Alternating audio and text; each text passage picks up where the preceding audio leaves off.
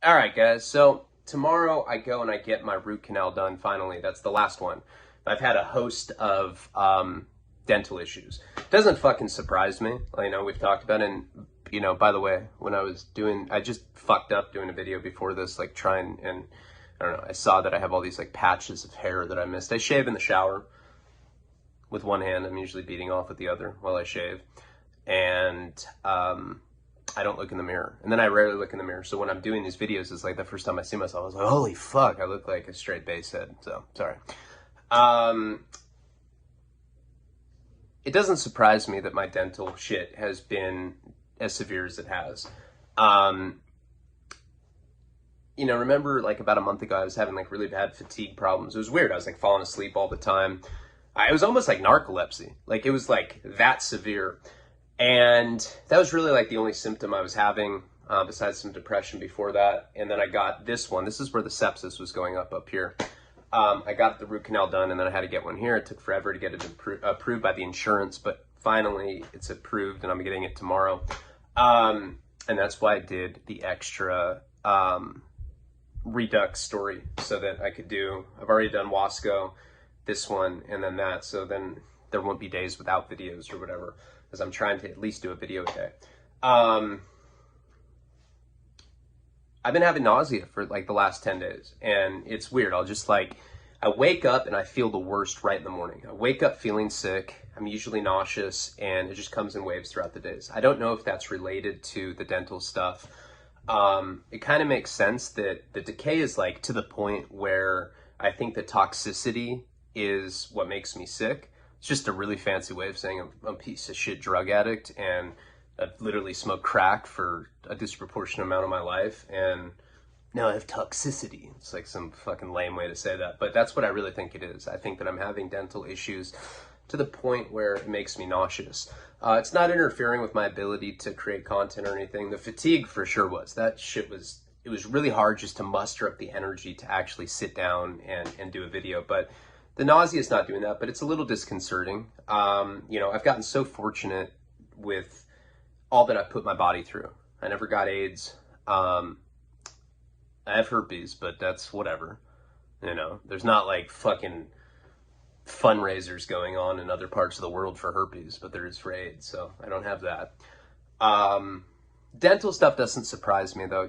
It's when you smoke crack, when you do crystal meth, that stuff's corrosive to your enamel, right? Also just doing opiates, whether it be opiates like morphine or heroin, or the synthetic opioids like Oxycontin, Opan, any of that kind of stuff, methadone, whatever. It depletes your calcium. And that's why really bad heroin addicts, John Frusciante from Red Hot Chili Peppers, he like moved to France. He's like, I'm going to spend this $1 million on heroin and crack. And then like next time they saw him, he had no teeth. He looked like he aged like 80 years or something. That's from calcium depletion. And I'm surprised at this point that I still have any teeth. That I don't have worse problems that I do, but I guess I've just been fortunate in that regard. So I'm hoping that when I get this root canal done tomorrow, that it alleviates the nausea as well.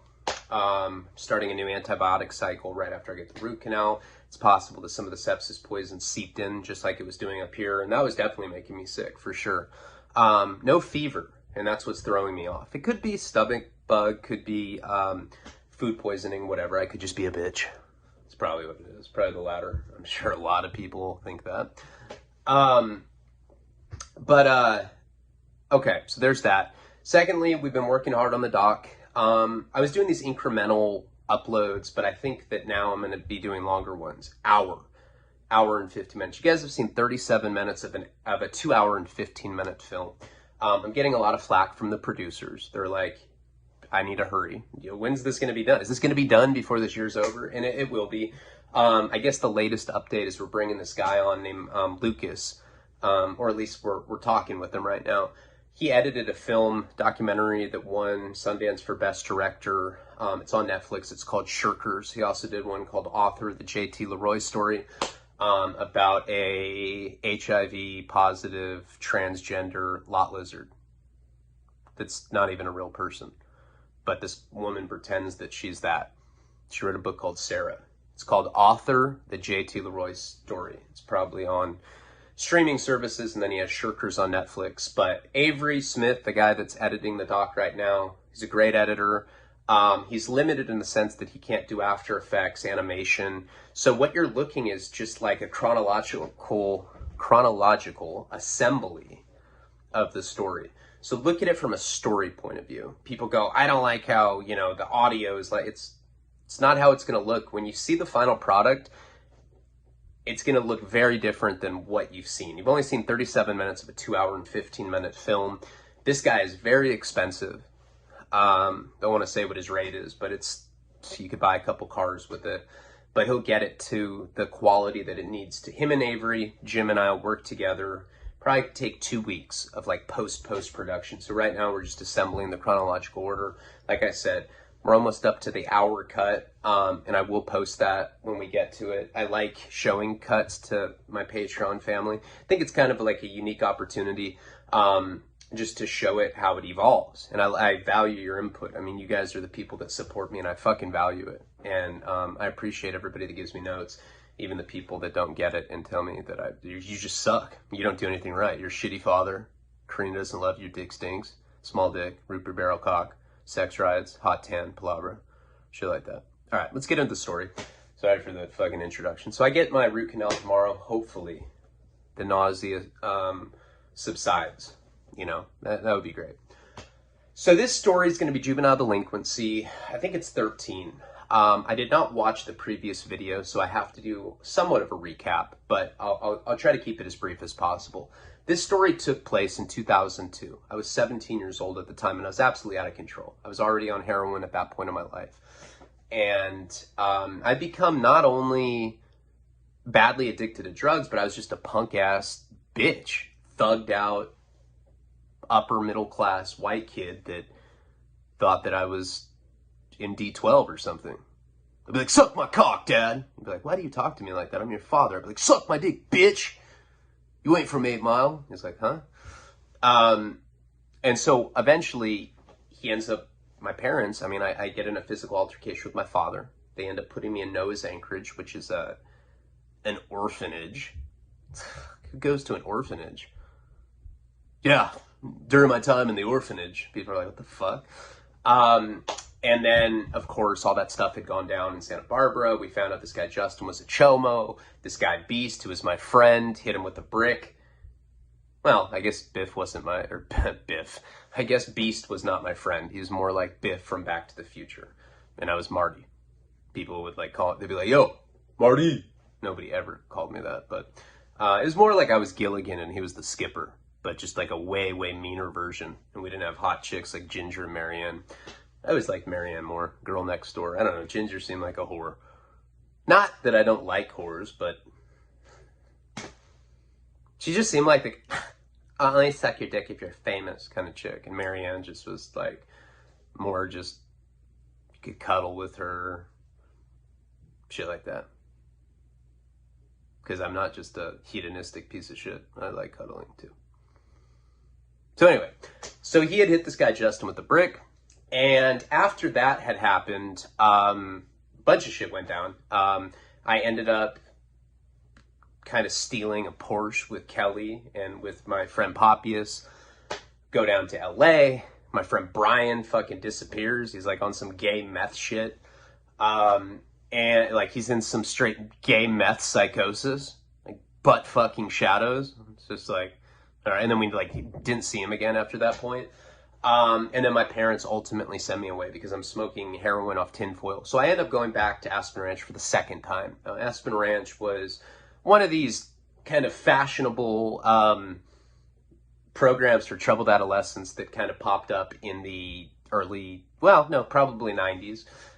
We got that Dr. Phil clip that we get the clearance on for the documentary, and he used to send kids there. You know, your kid's fucked up, we'll send them a place to get them more fucked up, you know. I wasn't as bad until I went to those places, and I'm not blaming that. I'm not like, oh, I had ADD, my parents gave me Ritalin, and I became a crackhead. I mean, it's not that simple. They sent me away, it made me worse. Truth be told, though, I hadn't been exposed to people that were that severely mentally unhinged like that. I mean, there were girls that would cut themselves. There were girls that were bulimic and anorexic. There were girls that were like, yeah, I like getting fucked in the ass. Well, I make myself puke. I'm like, what? So what? Me too. Let's be friends. And then we'd be friends and talk about shit like that all the time. There were really unhinged people there. There were kids that were planning school shootings. There was that kid that had tried to have sex, or no, he did have sex with his neighbor's dog, which is not normal. I mean, look, I'm a freak, but I would never do something like that. You know, not even close. Like, that's hardcore. I don't know, maybe if I was up for like 14 days or something. No, probably not though. So I get to this place, and the first time that I was there, I'd seen this guy, Shane. He's this redneck guy. I look like the Marlboro guy. And big controversy when I was there the first time is he got his dick sucked by the program director. Her name was Aubrey. Now, this woman was gargantuan. She was a straight monster of a woman. She always looked like she had like a bunch of marbles in her mouth. And she'd like talk, and like pieces of turkey would fly out. She always had like you know, minestrone soup stains on her like blouse. Like, ugh. And I guess she sucked Shane's dick the first time I was there. Well, like, he was smoking cigarettes in a pickup truck, sucked his dick, and it became this big controversy. He ended up getting fired over it, or asked to leave. Now, that was that old generation of people. You know, old kids when I was there. I was the only kid that had gotten sent there twice. He had gotten asked to leave because it was a controversy. But since all that generation that was there the first time that I was there was gone now he was back there. So my whole plan when I first got there, I was going to extort this guy. I was going to blackmail him. And that was going to be my ticket out of there. Maybe we're going to crush up, you know, sleep meds and drug these guys out, the night staff, and go steal a truck. What ended up happening is I linked up with a sociopath named Jared. The guy was literally a sociopath. He was like a dorky version of Ted Bundy. Like, he was like Ted Bundy, but he like collected like pogs and shit. He was like that kind of guy. He was really, really dorky, but meticulous, and he had the, you know, that 1,000-yard stare of a serial killer. And he was just weird, you know. He was a weird guy. Everybody was like, oh, that guy's weird. Every time he looks at me, I feel like he's gonna strangle me. I'm like, damn, I get that too. That's weird. I mean, that's a pretty specific fucking thing to say, but, you know, that's the kind of vibe that this guy gave off. So anyway, I don't know. He was down to leave, so I was like, whatever, serial killer or not. I'm accepting of everybody. So I end up leaving with him. We get on that truck. It was a Cisco food truck, and we end up getting to this other town. I don't know what the name of that place was, but remember, we ended up getting off at the truck parking lot, and we're just in this town. Now, we end up running into this Amish kid named Alan. Weird as fuck. Jared was all about him, though. He's like, dude, he has Call of Duty 4, you know, his shit like that. They're video game dorks. So I don't even know anything about video games, but they liked, like, point of view shooting games. So this guy said that we could come over to his house, but that we had to eat with him. Like, that was like the rule at their house. Anybody that comes here must eat with us, whatever. And we end up eating with his dad, who's just as weird as him. You know, he looked like he was a blues brother or something. And the whole time that we're eating this like shitty ass pizza with these like paper plates. They have a box of ashes, like a clay, something that held this woman's ashes. I don't even know what the name of that is, but I'm sure there's a specific name for it. But they're like praying at dinner, and they're passing food to Alan's dead mom. Weirdest shit ever. I mean, it's the thing, man. You drive down the street, you just see like rows of houses, like if you're in like a suburban area. You have no idea what kind of weird shit's going on in some of these houses. You know, there's weird stuff going on. There's people like me, like fucking fifis and furniture. There's people beating off to God knows what. There's all sorts of weird sexual shit going on. And then there's situations like this where you find a family. It's like an Amish Utah family that feeds their dead mom slash wife pizza and talks to her. They're having like full-blown conversations with her. And I look at Jared, he's just like, has like a stupid look on his face, like, this is cool. I'm like, God, man, you know, these people are probably gonna kill us and like wear our faces around, go to their like Amish, whatever they do, book club, or I don't know what do Amish people do. So eventually, I look at this as an opportunity to call my friends, and we had talked about this, I think, in the last video. I don't know, that was a long time ago. That was when I was in Monterey, or Morro Bay on vacation. I wanted to use the phone. Now, if you remember, all that stuff had gone down in Santa Barbara before I'd left. Poppius and Kelly, from what I was told, they had been busted for stealing the car. And, you know, my parents pretty much had to pay off Justin's family so that we wouldn't get charges pressed against us for, like, conspiracy to attempt to murder a chomo, which you get, like, a lot of time for. But if you're a chomo, you get nothing. They give you, like, a fruit basket. They're just like, dude, there's pineapple in there. You're like, thanks. I love being a chomo. They don't do anything to chomos. It's insane, right? So, anyway, make a long story short. I wanted to call this group of friends. And as I had said, back in that time period, in the early 2000s, even in the 90s, it wasn't like now. And I know a lot of people that watch my stuff are older, my age, but there's some younger people that watch my stuff too. You would have all of your friends' phone numbers. You'd know them by heart. I didn't even know Karina's number by heart. She just got a new number, but she changes her number all the time. She's one of those people. I do that too, I guess. I don't like keeping the same number for too long. You know, guys call you, they're like, hey man, remember me? Craigslist ad, fagged off in 2014. Oh yeah, how you doing, man?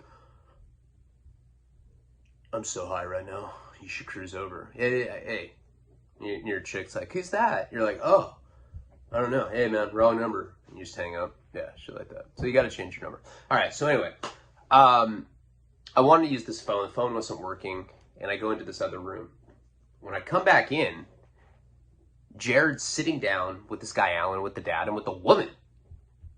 And Jared looks, he always looked weird, but he looked even weirder than normal. He's just like all of a sudden it wasn't, thought we were in a cool situation, Jared. Thought we were living on the edge. Yeah, now we're with some fucking ghosts. That's not cool. Weirdo. I knew we shouldn't have come to this place. But Jared's like, this is Alan's mom. Now, she's just as weird as these people. And she just looks at me with like this vacant look. She's like, oh, hey. I had to take the bus home tonight. I don't like Chevrolets. I was like, oh, that's normal. All right. Well, I'm just gonna, hey man, your phone's not working. I really gotta call somebody. Jared, why don't you help me? He's like, he's just stuck. Like he's like in his sociopathic paralysis or whatever. And finally he's like, and I like grab him and I'm like, come on. I was like, dude, you really want to stay? I don't even know what's going on, but this is a pretty weird situation. Considering we just had dinner with these people that said that this woman was dead and now she's chilling. She took the bus home. Like, what happened? Did she was late for dinner, so they just like took a cremation box out and they're like, hey, let's just pretend like she's gone. No, I don't know. I mean, I didn't know what to think at that point. So I'm telling Jared, I'm like, you got to call somebody. Who can you call? He's like, well, I have a sister. I'm like, yeah. Would she do it? What does she do? He's like, she's a teacher. I'm like, okay. Would she pick us up? He's like, no. She'd probably tell my parents where we are. And I'm like, ask him, like, well, what do you think of this situation? This is pretty fucking weird, isn't it? And he's like, I don't know. Maybe that's like his new wife or something. I was like, I don't know, dude. The whole situation's bizarre. So I'm trying to get Jared to call people anyway. He doesn't end up calling anyone. I'm calling people. I can't get anybody to pick up. So, and we got the phone working again. So Alan comes out and he tells us that we can come upstairs and we can play video games. We have to be gone by 9 p.m. It's probably like 6 at this point. So we have like 3 hours where we actually have a house. Now, believe it or not, this situation is so fucking weird, even for me, that I didn't want to be at this house at all. I mean, I was weirded out. But I am one of those very, very curious type people. And I've never been the kind of guy that won't ask questions, you know? So we go up to his room, and like, right as we're going up to his room, I looked at, like, over at his mom and dad, and they both just kind of look at me and smirk a little bit. It was weird ass shit. It was like being on a Twilight Zone episode. So we end up going into his room, playing this video game. As soon as the door closes, we're like playing, and you know, I mean, I don't play video games, but I'm just kind of like sitting there, and out of nowhere, I'm like, "Hey, Alan." He's like, "Yeah, Ryan." I'm like, "Hey, man, I thought your mom was dead." He's like, "Shh." I was like, "What?" And he's like, "All right, hold on." And he like walks up to his TV and manually turns it on, so now like the volume's up. So like it's like super blaring, like video game sounds, right? And he's like, "Jared, just keep playing." And he's like explaining it to us. So what he tells me is that woman in there is not his real mom. And that the woman that was cremated was his real mom, but that his dad doesn't know that, like, okay. What he was trying to tell us was that his mom, the one that we just met, not the cremated one, what he was trying to say is that woman thought that she was Alan's mom, but that Alan's mom was actually the girl that was cremated. And I'm like, all right, well, how does that work? What do you mean? And he's like, yeah. He's like, my dad's just lied to her the whole time and said that I'm her son, but I'm not. He really had the kid with this other woman. She's the one that carried my birth. I'm like, how would she not know that? What the fuck? So like now he's saying things that don't even make sense. Like that, how does that work? Like I could see if it was the other way around, like if it was a dad, but you know, it's pretty hard to trick a woman into thinking that she gave birth to you if she was never fucking pregnant. He's just like, I don't know how this stuff works. And I was like, well, you do this thing with your dead mom every night? He's like, every night. He's like, and she doesn't know about it. We always do it before she gets home. Sometimes it's before she comes to dinner. Sometimes he comes up here and does it. Sometimes we do meditation in the morning with the box. And I'm just like, wow. Now, this is pretty much all I needed to hear for this situation for me to be completely creeped out about it, because it didn't make any sense what he was saying. I mean, really think about this. This is not a bullshit story. This actually happened to me. I'm at this fucking weird Amish person's house in Utah. I just escaped from this fucked up institution place. They're like basically talking to this woman they're talking to the remains of his mom, so to speak, his real mom. And then this woman that was here was like not his real mom, but she thinks that she was his biological mom. At least that's what he's telling me. The whole thing just sounded so fucking outlandish and weird. You know, I wanted to leave. And I told Jared, and Jared's just completely consumed with this video game. I'm like, hey man, like we really need to like this dude said we can't be here past 9. Like I don't want to get in a situation where 9 o'clock comes around and we're just out in the middle of Utah in some suburban area where we don't know anybody. It gets cold at night. It snows in Utah. What time of year was this? I don't think it was snowing. I want to say it was either spring or summer. And that's a problem with stories, like with the juvenile delinquency stories particularly, is that, you know, I don't, since I went to this place 2 different times, sometimes I get both of those experiences mixed up. So I don't remember what time of year I was. I want to say it wasn't snowing. Anyway, the point is, Jared was completely consumed by this video game. And I told him, I was like, hey man, I gotta go take a piss. He's like, oh yeah, okay. And I end up going back into the living room, and Alan's mom and dad are just sitting there looking at a TV that's not even on. They're just sitting on this couch watching a blank TV. Like they're just sitting there. They're not talking, nothing. And I look at them, they look at me, they don't say anything, and I just made an executive decision right there to just get the fuck out of there. I mean, Jared was weird to begin with, and I looked at him as like, I guess, I don't know, unnecessary luggage for me to be dragging around, because he was so weird. It's like, What would happen if we didn't find some weird, like, circus family that he was cheating on this ghost or whatever? I don't even know what was going on with the situation, but what would happen if we actually found a normal person? And then I had Jared, this guy that literally looks like a serial killer, and he would just completely cockblock the situation. So I decided just to be done with him and just to ditch him. And this trend would continue throughout my life when I would leave different rehabs and stuff with people. Sometimes I'd leave with dudes. And, you know, with a girl, when I'd leave rehab with a girl, is always the same thing. Leave rehab, we hustle up some money, we go to a motel, we have like super disgusting, intimate, just left rehab, we're in love, oh, I'm not attracted to you that much. Boom, 4 days later, we're like walking separate ways. There's always a sexual element to it.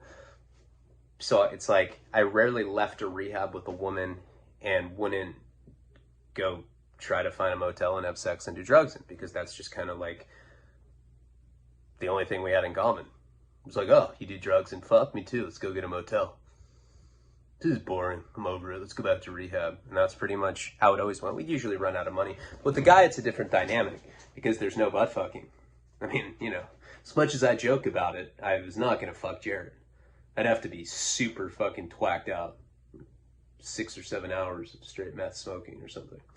But anyway, I ended up ditching this guy. So it's probably like, I don't know, 7:30, 8 o'clock at night. They said we had to leave at 9 anyway. And I just helped myself out and I left. Fuck it. No cell phone. You got to realize, like, the decision that I made too. There's no cell phone involved. There's no way for him to contact me. Like, I was really fucking this guy over. I didn't know what was going to happen to him. I'd probably come back a year later and he'd be in a box. Be like, yeah, it's our brother Jared. He died. He was pregnant when he died, you know. And then who knows what would have happened. So I ended up leaving. And I walked maybe like 2 or 3 blocks away. It's nighttime. You know, like I said, 7:30, 8 o'clock at night. I absolutely no idea what I'm going to do. I think probably the thing that I was most upset about with the plan and everything was that I didn't have anybody to call. Like, when I had called people, nobody was picking up. I didn't have any outside resources. So basically, I was on my own. And at that point in my life, I was 17 years old. You know, I'd go on, you know, I was homeless when I was 18. I was homeless when I was 19. I was homeless when I was 31, and I was homeless when I was 32.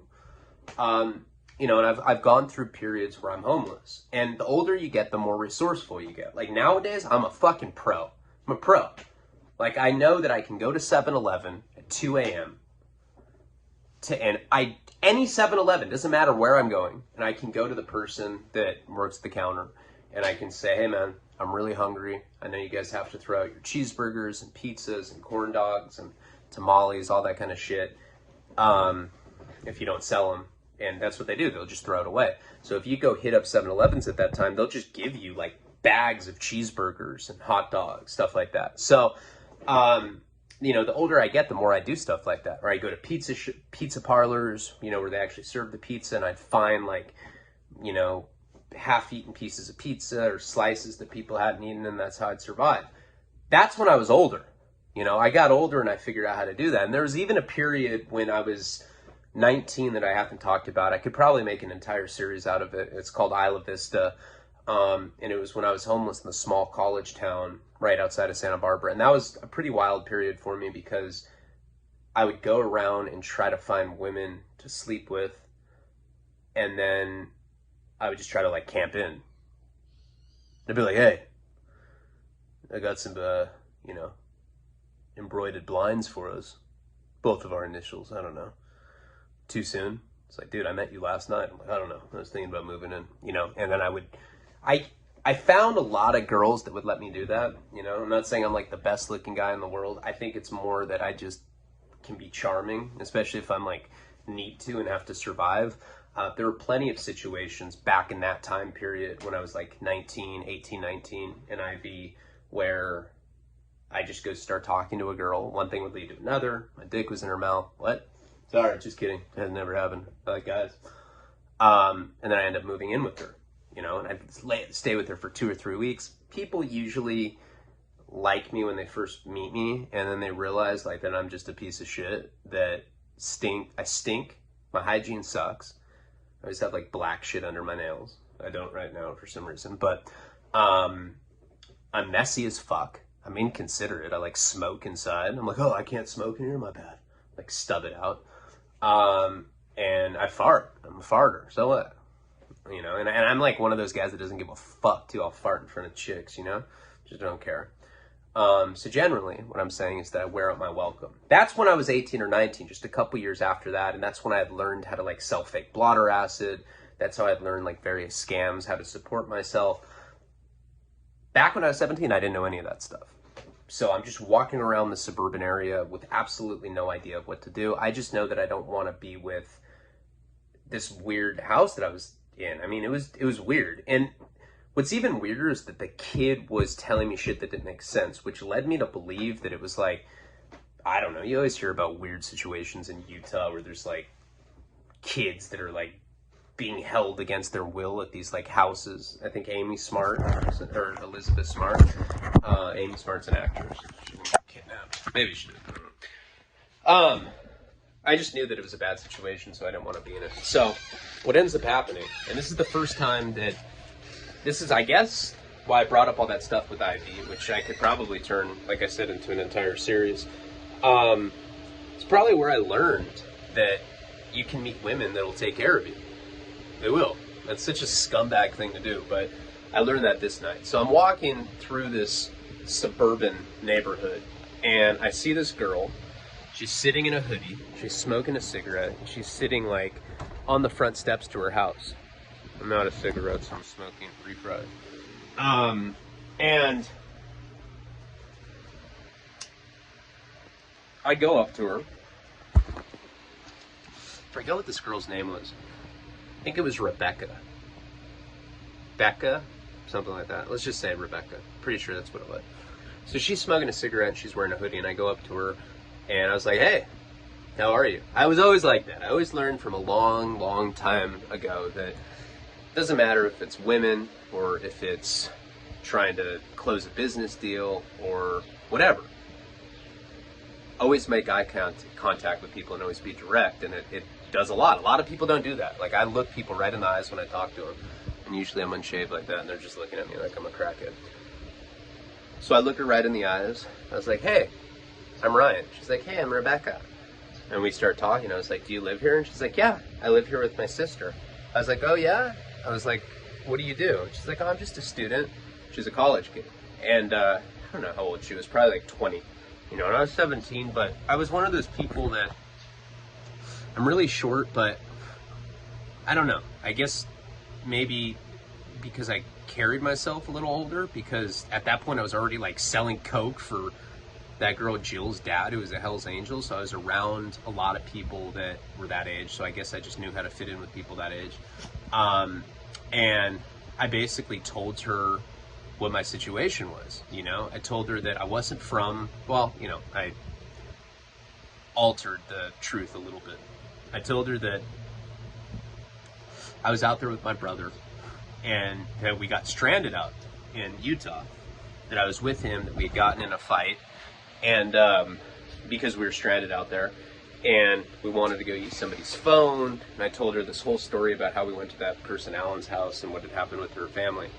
Told her the whole story, and I guess it was compelling. That is an interesting story to tell someone. I'm like, yeah. And then we went and we had dinner, and like we were like talking to her, like this guy's dead mom, and then the dead mom ended up showing up, and she's just like, oh my god. She's like, are you all right? I was like, I mean, not really. I was like, I don't have a cell phone. I don't have money.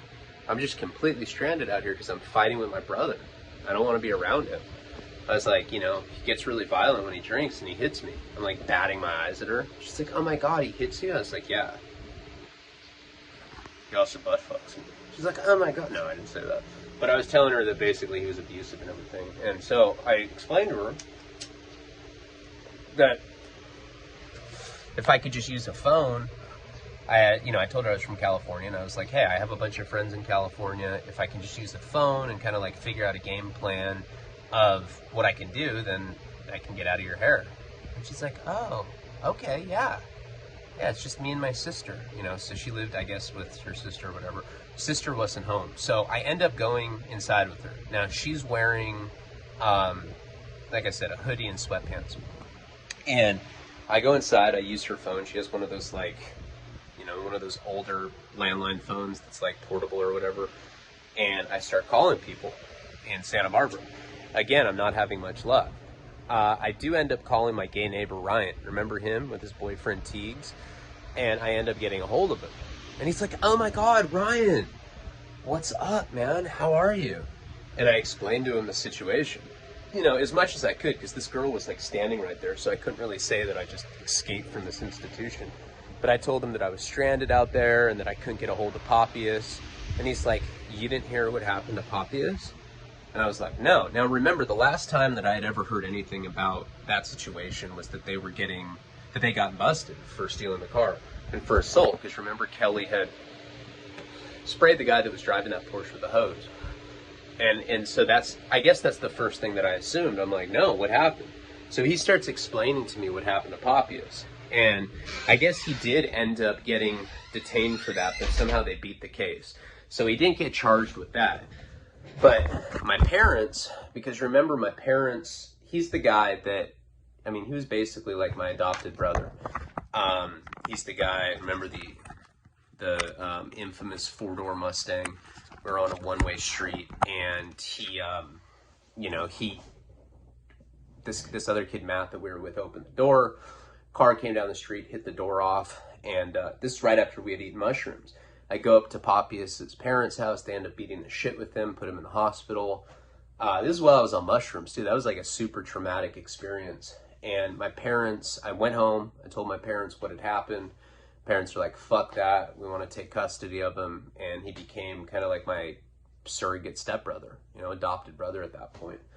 And so what Ryan, my gay neighbor, was telling me, because, you know, he lived right across the street, was that Poppius had gotten detained, I guess, went to juvenile hall for that case, the assault, grand theft auto, which even if you're a minor, you know, at 17, those are really serious charges.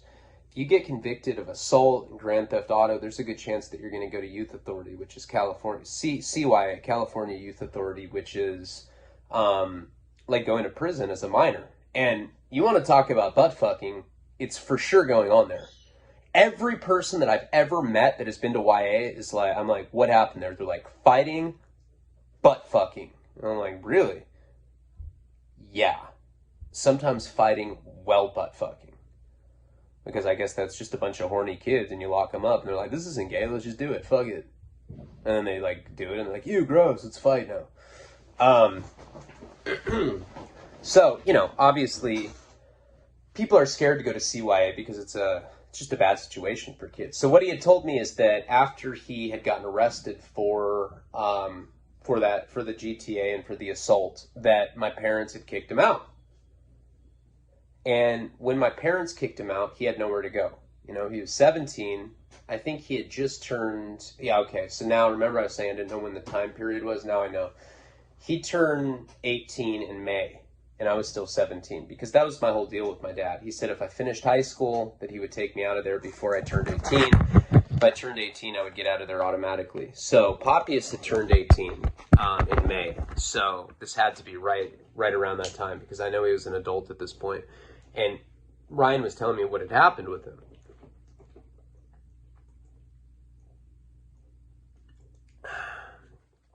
Some quality H2O right there. After my parents kicked him out, he started hanging out with an older guy. I don't want to say what this guy's name is. Let's just call him Humpty. Anybody that knows who I'm talking about knows why I'm calling him that. But this guy Humpty was fucking legend in Santa Barbara. Okay, this is one of the most violent people I've ever met in my entire life. I was at a party one time had to have been before this, I guess. And he was like fighting people, and there was like a Denali, and this brawl like got so bad that the Denali was like shaking, and he would just beat the shit out of people all the time. I guess the Denali story, sorry, that was kind of anticlimactic. I don't know. Well, yeah, he was fighting, and They hit each other so hard that the Denali started shaking. It's just a really gory fight. Lots of blood, and this guy would beat the shit out of people. He was probably like 25. He was this big, like, he kind of looked like Edward Norton in American History X. Just this big old buff skinhead, right? And he started hanging out with Poppius. Now, when I had left, Poppius was smoking heroin off tinfoil. We were chasing the dragon. We were young heroin addicts, but neither of us had shot up yet. And I guess him and this other guy, Ben, who I'd been kind of friends with. I was talking to Jeff about him the other day. I guess we weren't really friends because this guy really was a psychopath. He was a piece of shit. He slit his mom's throat one time. They were fighting. He put a knife up to her fucking throat and slit it. She didn't die or anything, but she had a scar. He kicked his dog in the face and broke the dog's jaw. And what else did he do? Just a bunch of piece of shit stuff. He was a bully. And he used to beat up everybody. Now, this guy liked me. He was like another just bad person that liked me, so he always backed me up, so I never had problems with him, but he was weird. And I remember going over to his house one time for Christmas, and he's like, "You're my best friend, right?" I was not this guy's best friend. I hardly knew him. And I was like, "No, I'm not your best friend." And he took out an X-Acto knife and he started cutting himself with it. He's like, "Say you're my best friend." And he was like pouring his blood from his wrist on my face. I was like, Jesus. I told him I was his best friend. He gave me like an eighth of bud. Weird guy. Also, another interesting thing about this guy is that he was bisexual. Nobody knew it at the time, but there were rumors that he was having sex with this graffiti artist guy that we knew, and his little brother ended up walking in with them BFing. He's like, "Yeah, I walked in, they made eye contact with me, BFing, so what?" Bomb. And then years later, this guy, Ben, his little brother was all twacked out on bath salts, doused him in gasoline and lit a Zippo, and like 96% of his body got like 3rd-degree burns. So now he like, he looks like Darkman. Remember that movie Darkman? He like wears bandages and aviators. I'm like, can you just, I don't know, that's weird. You're kind of conspicuous like that, Ben. He's like, "Shut up. I got burned." I'm like, all right. So what had happened is Poppius started hanging out with Humpty and Ben. And since Humpty was this older 25-year-old, like, buff junkie guy, he started having them shoot up. They started shooting heroin together. So he moved in with them right after my parents had kicked him out. So Poppius, Ben, and Humpty went on a heroin run together. Like, he turned them on to IV heroin use. So they start shooting heroin, and they start running out of money. So what they do is they run around Santa Barbara, and they do armed robberies. They rob IHOP. They rob Shell gas station. They rob Blenders, which is like a smoothie place. They're doing these armed robberies, but they're Poppius is driving with Ben, and Humpty's running into these places with a knife, putting it up to their throats and doing armed robberies with a knife. That's some fucking like 1800 shit. That's hardcore. It's like, "Let's duel," And what had happened is they were bragging about it to their heroin dealer, and they ended up getting busted. They're like, "Yeah, we've just been doing a string of armed robberies." They're like giving them like exact coordinates of like where these robberies went down. So Ryan, my gay neighbor, he's on the phone. He's probably like twirling his hair like as he's talking to me, like sitting like Uma Thurman on the cover of Pulp Fiction with like his legs up. He's like, "Yeah, so then Sean, he just, he did these armed robberies." Or Poppius, sorry. Shit. Fuck it, the cat's out of the bag. His name's Sean, whatever. He's all over my documentary. He's the guy that, when we're snorting coke on the bottom of the skateboard in the documentary, where we're telling our black friend, we're like, "Dude, he's not even," I was like, he's like smelling it with the coke. He's the other guy. He's in a lot of the earlier footage of me. His name was Sean, not Poppius. God damn it. I always fuck up and screw up people's anonymity. So I'm telling Ryan, so he's in jail, right? So Sean's in jail, and he's looking at doing like serious time for armed robberies. He's looking at like 15 years in prison. Now, Sean was my best friend at that time, and I was kind of counting on him coming and getting me in Utah. So now I'm just completely fucked. I don't even know where Jared is. I'm at this girl's house, and this girl is, let's just say that. I mean, you know, it's funny when you're younger, your standards are kind of like higher. So like back then I was like, you know, I was like all snobby about it, but looking back, solid. And so I'm telling Ryan, I'm like, do you think you can come get me in Utah? He's like, oh, Utah. I don't know. He like he's like, Tiggs, do you want to go get Ryan in Utah? And he's like, look, I don't know. My car's in the shop. My uncle has it. You're going to have to call me back. Can I just say that I'm considering it? I was like, dude, please, I'm stuck out here, man.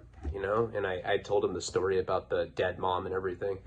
And he's like, just call me back and I'll let you know if I can do it or not. I'm like, all right. So I get off the phone with her. Now, by this point, she had gone and made me some coffee.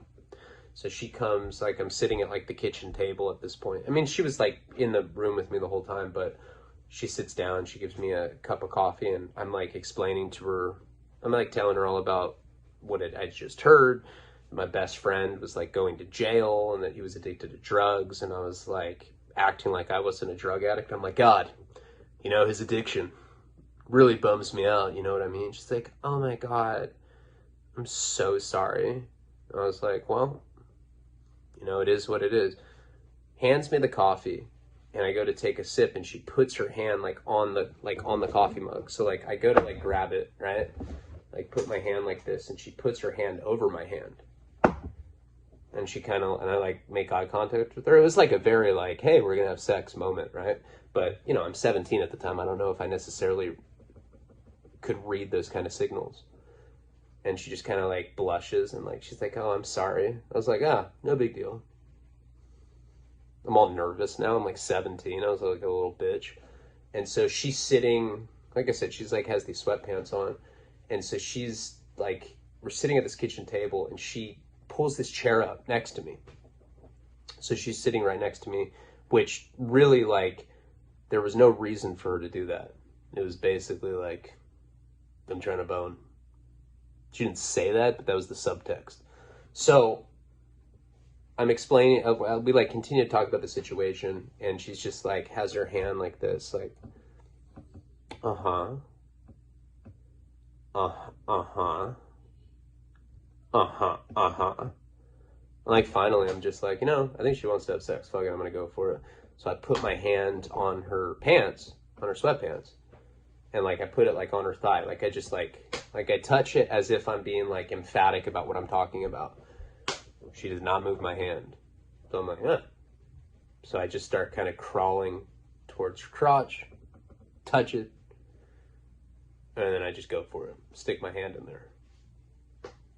So far, so good.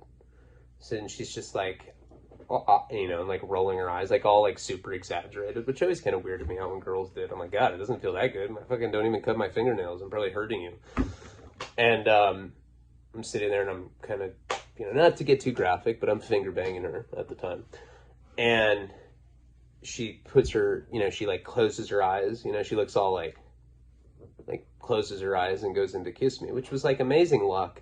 I kissed her, you know, we start making out and stuff, and I have my fingers inside of her, which was kind of amazing luck considering where I just came from. I was just at this like weird like Amish house, and then now I'm with some like college girl, and I'm like just doing my thing with her. So this kind of evolves into a more steamy situation, and in this kitchen, it was like she had like a low counter. I don't know. It was like, you know, I'm a short guy. I'm like 5'6", 5'7", really 5'6", if we're being honest. And usually I've never been one of those guys. Like I always see it in movies where like you like grab a girl and like throw her up on the counter and like put her legs up above your head. But I've never been that kind of guy, right? And because I'm too short. But this particular counter let me do that. So like take her sweatpants down. It took my pants down. I didn't showered for like 4 days. It fucking stunk. I could just smell it. I just knew that I stunk. And we started having sex. Right? And I'm just sitting there like pumping into her on this counter. It was just so fucking random. And and so we end up finishing. Probably lasted like 10 minutes or something, which back then was probably good for me. And right after she's like, oh my God, thank you so much. I fucking needed that.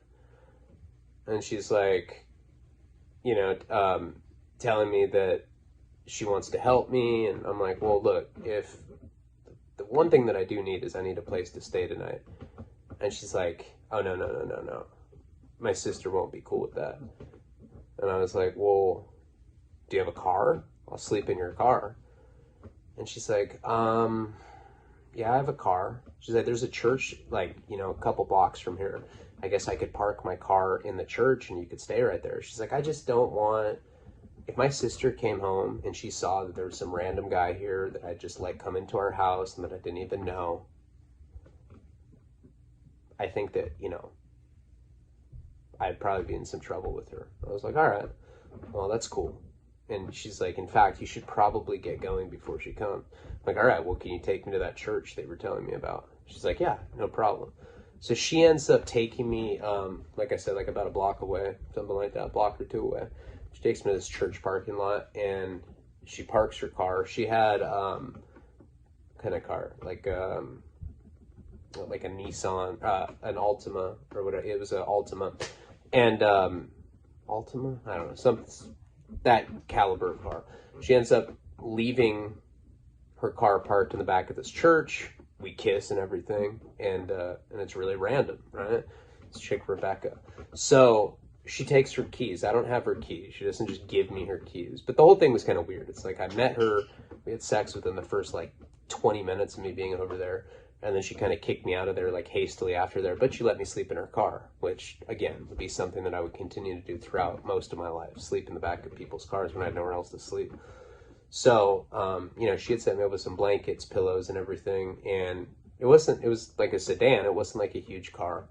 And I remember it being really, really cold. Like, it gets cold at night in Utah. So, like I said, now that I figured out the chronology of this, it wasn't the winter, but it was still really, really cold. And I remember, you know, just kind of like wrapping myself up in a blanket and it being very, very hard to sleep.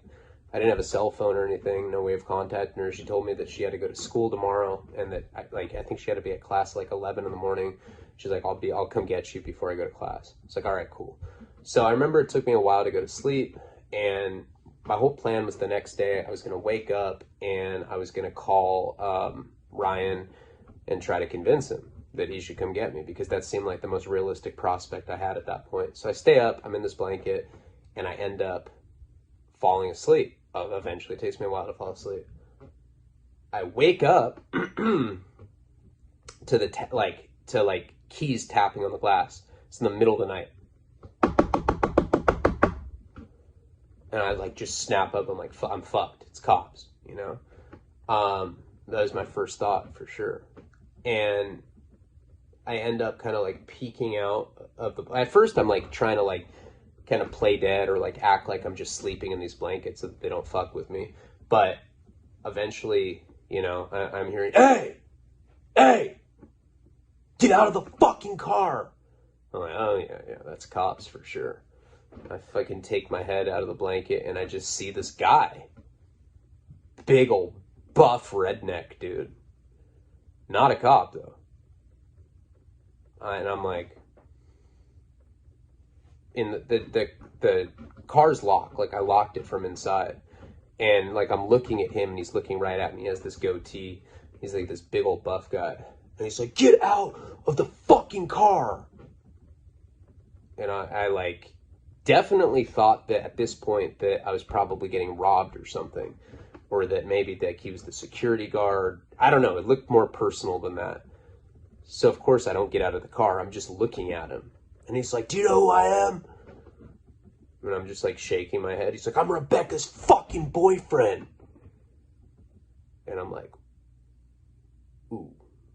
And we will get into what happens with that little jazz in the next installment of Juvenile Delinquency. This is for the $10 tier. Thank you guys so much for your love and support. Wasco coming up on the $20, and then the Naked Girl coming up on the $20 as well, plus Redux for all tiers, and an influx of content from the hard drive, which I do like once a month now on Patreon.